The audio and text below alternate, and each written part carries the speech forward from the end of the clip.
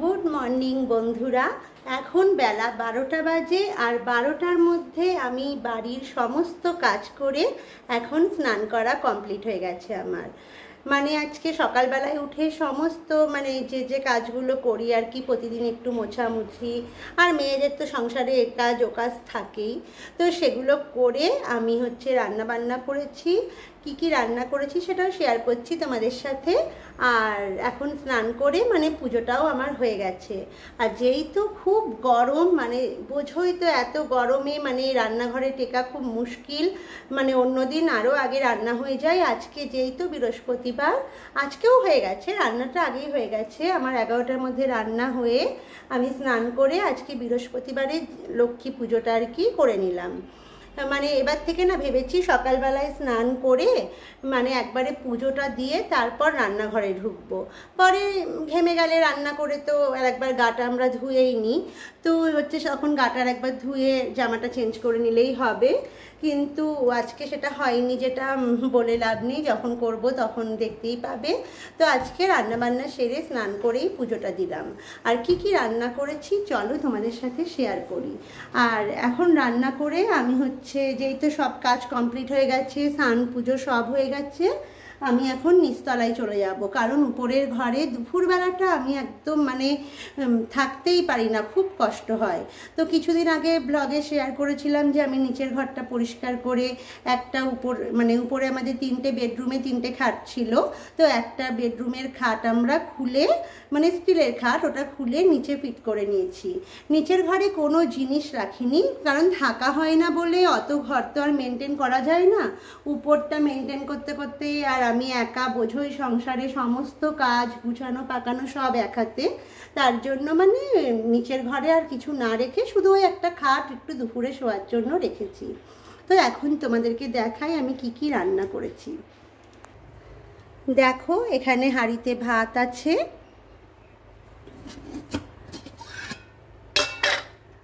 আর এখানে বরবটি ভাজা কিন্তু এইটুকু এখন দেখতে পাচ্ছ, সকালে আমরা একবার করে ভাত খেয়েছি আজকে, সেই জন্য এইটুকুই আর আছে।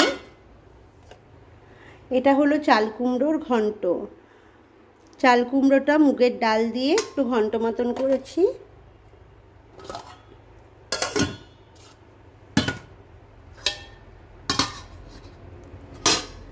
আর এখানে হলো ইঁচড়ের তরকারি আছে। তো এই ইঁচড়ের তরকারিটা হলো ছেলের জন্য, চিংড়ি মাছ ছাড়া একটু তুলে রেখে দিয়েছি আগের থেকে, কারণ আমার ছেলে একদম চিংড়ি মাছ খায় না, ওই তরকারির ঝোলটাও ও মুখে দেবে না। আর এখানে দেখো তোমাদের দাদা ভাই আর আমার জন্য একটু চিংড়ি মাছ দিয়ে করে রেখেছি। একবার করে যেই তো সকালে খাওয়া হয়েছে, তাই তরকারিগুলো একটু কমই দেখছো। আর মাছটা খাওয়া হয়নি, তখন মাছ হয়নি রান্না। এখানে মেটে আলু দিয়ে ফলুই মাছের ঝোল করেছি। মেটে আলু তোমরা নিশ্চয়ই চেনো, যারা চেনো জানো, সেই আলুটা দিয়ে মাছের ঝোল খেতে খুব ভালো লাগে। তো ওই মেটে আলু দিয়েই, ফলুই মাছ ছিল ফ্রিজে ছিল, আজকে আর বাজার করেনি, তো ওই ফলুই মাছের ঝোল করেছি। আর এখানে আমার গ্যাস ট্যাস মুছে সব একদম পরিষ্কার করে রেখে দিয়েছি। আর দেখবে রান্না করতে করতে গ্যাসটা একটু করে আমি মুছে নিই, অনেকে জানি না সবাই কি করো, অনেকেই মুছে নেয়। রান্না করতে করতে গ্যাসটা মুছে নিলে পরিষ্কারও থাকে, রান্না শেষে একবার একটু ন্যাকড়া বুলিয়ে নিলেই হয়। আর সপ্তাহের শেষে একটা দিন করে তো পুরো সার্ফ দিয়ে স্কচব্রাইট দিয়ে ভালো করে ডলে ডলে পরিষ্কার করি। তাই এখানে দেখো আমার রান্নাগুলো রেখেছি। আর আমি না এই ওয়ার্ড্রপটার ভিতরে না রান্নাগুলো ঢোকাই না। এই যে বক্সগুলো করা হয়েছিল আসলে একটা তাক রান্না বান্না করে ঢোকানোর জন্য, কিন্তু এই বারবার নিচু হয়ে বের করা তোলা এগুলো দেওয়া ধোয়া একটু অসুবিধা হয় বলে আমি এই উপরটাতেই রাখি, গ্যাসের এই পাশেই রান্না রাখি। আর প্রতিটা রান্না দেখতে পাচ্ছ নিচে একটা করে থালায় জল দেওয়া আছে, জলের মধ্যে র্যাক রেখে ওই র্যাকের উপর খাবারগুলো রেখেছি। এর কারণটা হলো এখন খুব গরম পড়ে গেছে, আর এই গরমকালে পিঁপড়ের খুব উপদ্রব হয়। এখনও হয়নি, এখনও একদিনও রান্নায় পিঁপড়ে ধরেনি কোনো কিছু, কিন্তু কোন দিন হঠাৎ করে দেখবো সব রান্নায় হয়তো পিঁপড়ে ধরে গেছে। তাই জন্য আমি আগের থেকেই ব্যবস্থা করেই রেখেছি।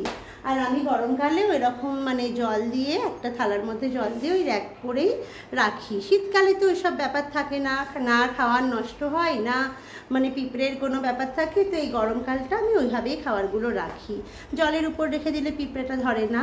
আর এইখানে দেখো টেবিলটা একদম পরিষ্কার করে গুছিয়ে নিয়েছি, কারণ আমার যেহেতু এই রান্নার জায়গাটা হলো মানে এই যে পিছনে এই কী বলবো স্ল্যাবটা হলো মানে ছোট, একটু বেশি জায়গা নেই, সেই কারণে একটা তো গ্যাসেই চলে যায়, একটাতে রান্না বান্না রাখতে চলে যায়।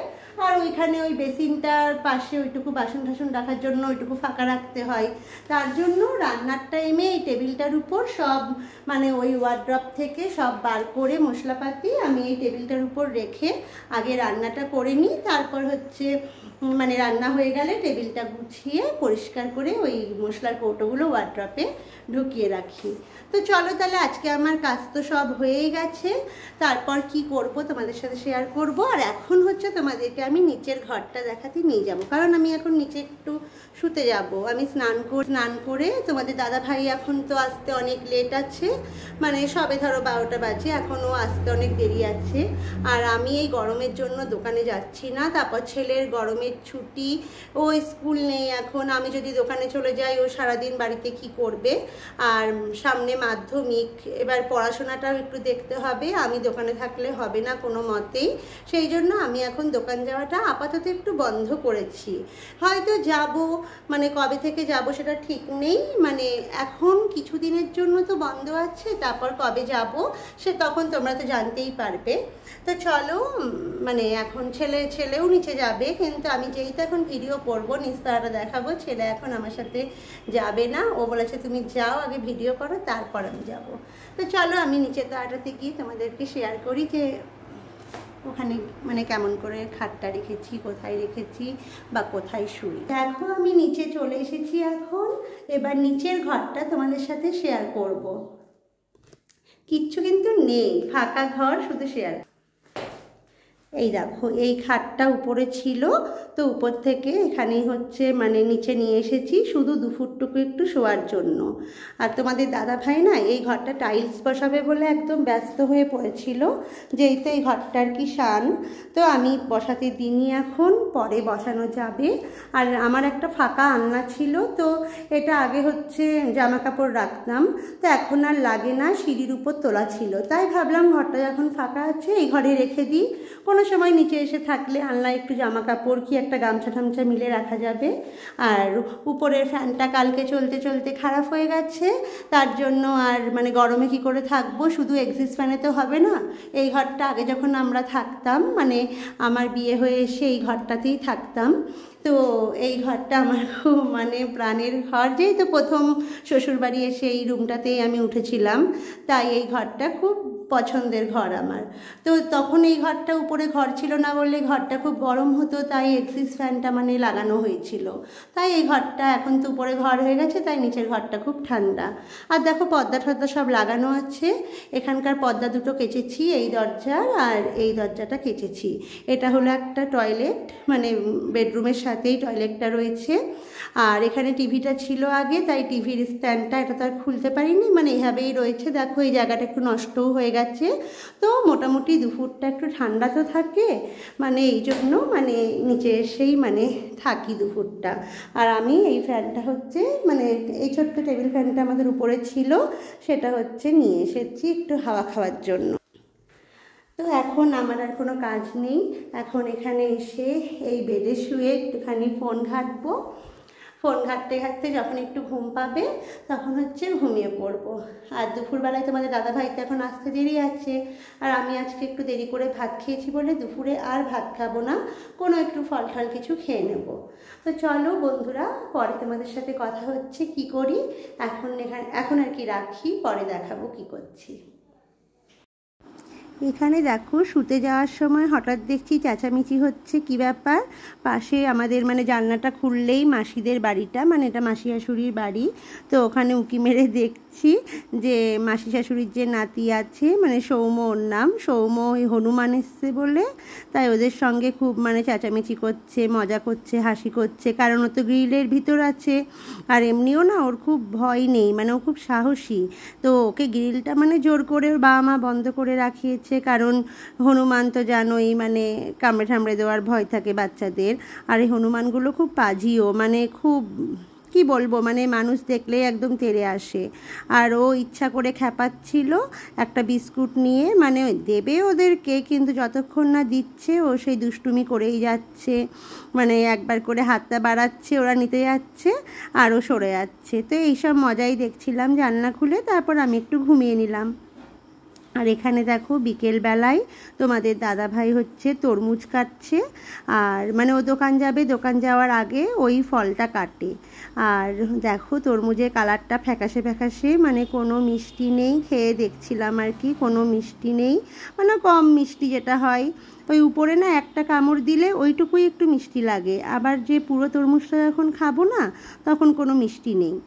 তো এখন কি করব, ফল এনেছে, খেতে তো হবেই। আর এই গরমে তো তরমুজ খাওয়াও মানে খুব ভালো, জলের মানে অনেকটা কাজ করে।